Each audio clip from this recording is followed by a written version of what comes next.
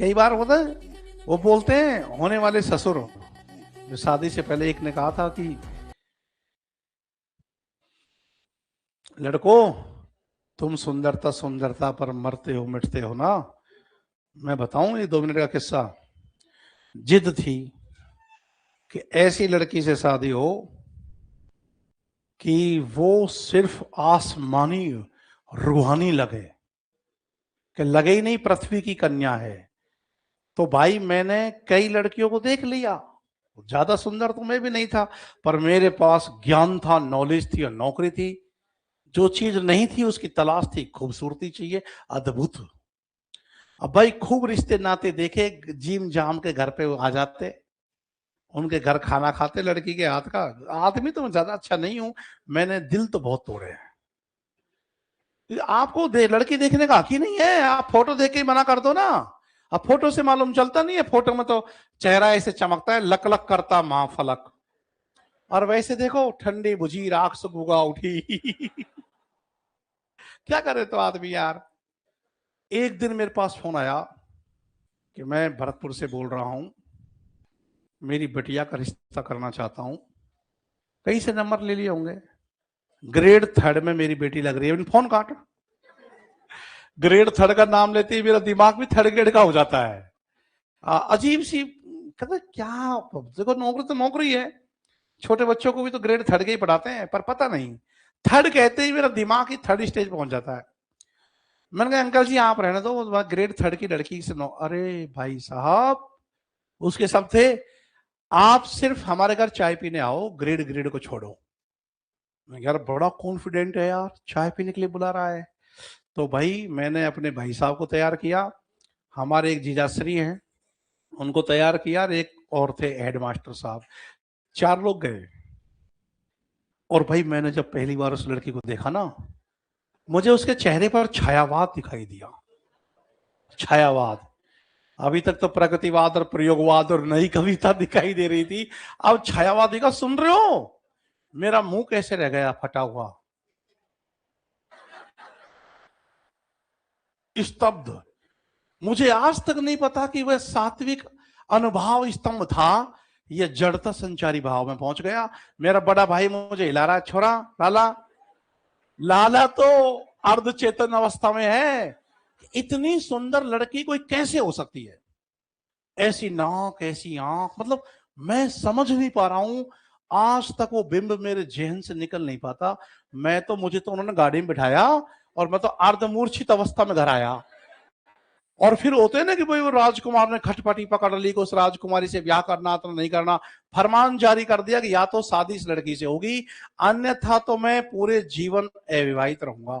ये मैंने आदेश घोषणा जारी कर दी। कॉलेज लेक्चरर लगा था, नया नया बूंदी गवर्नमेंट कॉलेज में आया था।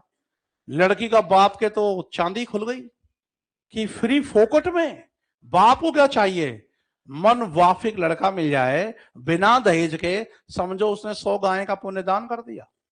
छोरा दहेज नहीं ले रहा है, बस थोड़ा मोटा है, उस टाइम इतना मोटा भी नहीं था, पर ये तो कॉलेज लेक्चरर है और रस्ते के लिए हाँ कर दिया। उसको पंडित की भी जरूरत नहीं हुई, वो तो खुद ही आया घर पर और मंत्र वंत्र चौकी पे बिठा के ओम स्वाहा और स्वाहा जाट होके पंडित का काम कर गया। मैंने उसमें निराला की छवि देखी। हाँ, क्योंकि निराला ही तो कहते हैं कि क्या कि सामाजिक योग के प्रथम लग्न के मैं स्वयं पढ़ूंगा मंत्र, पंडित जी यदि होंगे स्वतंत्र, मैं स्वयं मंत्र पढ़ूंगा। लड़की के बाप ने मंत्र पढ़े। मैं इतना आनंद पूरे जीवन में कि ऐसी लड़की से शादी हो रही है जो सूक्ष्म और वायवी है, उदात्त है। फिर क्या हुआ, 10 दिन तक तो मैं पागल रहा। हाँ, इस चक्कर में रहा कि कोई तरीके से मेरी बात हो जाए फोन से। सुनो, मैंने ये इच्छा अपनी माँ को जाहिर की, माँ ने अपनी होने वाली समधन को जाहिर की, समधन ने बेटी को ऐसा कुछ कहा कि बिटिया का फोन मेरे पास आ गया। और मित्रों आवाज भी ना, वो जो कंप्यूटर की आती है ना आवाज, वैसी आवाज, कंप्यूटर की आवाज, इतनी मीठी आवाज। वाकई में तुम कुछ भी कर लो, तुमको एक महान संदेश दे रहा हूं। इस घटना के द्वारा बहुत से सैकड़ों हजारों बच्चे सुन रहे होंगे, शायद बहुत बड़ी प्रेरणा ले लें। अब वो लड़की ने 2-4 बार जब बात की तो कुछ अस्त व्यस्त बात भी की होगी, तो भी मैंने ध्यान नहीं दिया होगा। धीमे धीमे मैंने 10-20 फोनों से महसूस कर लिया कि जिस दिव्य सुंदरता के मोह में हम लाचार हो गए हैं, उस दिव्य सुंदरता में एक पागल मस्तिष्क बस रहा है। वो लड़की थी मेंटली डिस्टर्ब। साइको भी कहना उसको बहुत मुश्किल है। अब तुम इस घटना से अर्थ लगा लो कि ऐसी बात चल रही थी परिवार की, तो मैंने उसकी माँ की तारीफ कर दी। माँ बहुत ही अच्छी व्यवहार कुशल थी उनकी। ये आपकी मम्मी बहुत अच्छी है। पापा बोले आप, मेरी मम्मी अच्छी है तो मेरी मम्मी से शादी कर लो।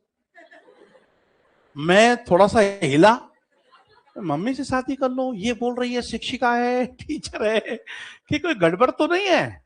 तो उस दिन पहली बार मेरे को हल्का झटका लगा। और मित्रों 14 जनवरी को मकर संक्रांति का दिन था जो आने वाला है। मैं बूंदी में जिस आंटी के यहाँ रहता था, बेचारी 60-62-65 साल की बूढ़ी औरत, मेरे बेटा क्या खाना बनाएगा, आज तो पुए पकौड़ी बने घर में, तू ये खा लेना। उसका फोन आया, कुछ खाया जी आपने? यही होता है, नहीं नहीं महिलाओं के पास, खाना अच्छे से पहनना, ठंड ना लग जाए पला। मैंने कहा कि खाना तो खा लिया, बेचारी आंटी इतनी अच्छी है कि आंटी पुआ पकौड़ी दे गई है। एंटी एंटी करते हो, आंटी से ब्याह कर लो। मैंने की ससुरा तेरी ऐसी। फोन काट, बाहर में जाए, सुंदरता आग लगे तेरी सुंदरता में। उसके बाप को फोन किया, क्षमा करना, आपकी ग्रेड 3 की बेटी 4th ग्रेड का मस्तिष्क लेके घूमती है, और तुरंत रिश्ता अपसेट, झंड खत्म, ऑन द स्पॉट रिश्ता तोड़ लिया भाई। है ऐसी लड़की के साथ जिंदगी कटती क्या? अब तुम सुंदरता सुंदरता के गीत गाते हो, लपेट लो सुंदरता को। वो तो, और सुंदरता भी क्या है, मेरी बीवी बोलती है, अरे बावड़े, ये लड़कियां जो चालाक किस्म की होती है ना, इनको पता है कि तू देखने जा रहा है, तो वो ब्यूटी पार्लर गई 3 घंटा पहले, और ब्यूटी पार्लर से निकल के आई, यार तू साहित्यिक आदमी है, तेरे को दुनियादारी का अनुभव तो है नहीं है, साहित्य में डूबा रहता है, तूने आसमान चांद सूरज सब देख लिया वहां। और वास्तव में एक दिन फेसबुक पे मेरे को दिख भी गई वो लड़की, है ना, वो वैसी बिल्कुल भी नहीं है, तो लीपा पोती करके आई होगी जो भी है। हाँ हाँ करते हो नालायको। कभी भी किसी लड़की की ब्यूटी पे जाकर घर बसाने की मत सोचना। ये बता रहा हूं, थोड़ा देखना कि वैचारिक परिपक्वता है कि नहीं है, क्योंकि जिंदगी कोई 10-20 दिन की तो होती नहीं है। आदमी मरते दम तक जीता है और वही साथ में रहता है, पूरे परिवार को नष्ट कर देगी, तुमको ड्रम के अंदर ले आएगी और जिंदगी झंड कर देगी। हकीकत कह रहा हूं। और ऐसे ही लड़कियों को भी सावधान रहना चाहिए लड़कों से, कि दिव्य ब्यूटीफुल और फला डिकार, ऐसा चाहिए वैसा चाहिए, गट्स चाहिए, ऐसा चाहिए, है ना। ये लात मार मार के मार देते हैं लड़की को, समझ में आ रहा है? मेरे मामा के लड़के की लड़की को लात मार के मार दिया, दिल पे लात मारी थी, मर गई वो। इसलिए लड़का ऐसा हो, चाहे थोड़ा पेट निकला हुआ हो, गुणी हो, संपन्न हो, आत्मसम्मान देने वाला हो, कम से कम 10 आदमियों के बीच बैठ जाए तो बोलने चालने के लायक हो, ऐसा। देखो आत्मसम्मान बड़ी चीज है ना। रिश्ते नाते सब उसी से डेवलप होते हैं बाद में।